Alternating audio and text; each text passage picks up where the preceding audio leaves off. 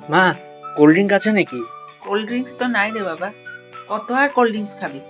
তাহলে অন্য কিছু আছে নাকি? বহুত গরম লাগছে। আচ্ছা, গরম লাগছে, চল বেলের শরবত বানাই। দাঁড়াও দাঁড়াও দাঁড়াও, তুমি কেন ফাটাচ্ছ? আমি ফাটিয়ে দিচ্ছি। আচ্ছা নে তবে, তুই ফাটা। যে ফাটানো হয়ে গেছে, এখন আমি কুড়ে নিচ্ছি। বেলটা কোরানো হয়ে গেছে, এখন এটাতে কি দেবে? এখন এটাতে হাফ টেবিল স্পুন নুন দিয়ে দেবো।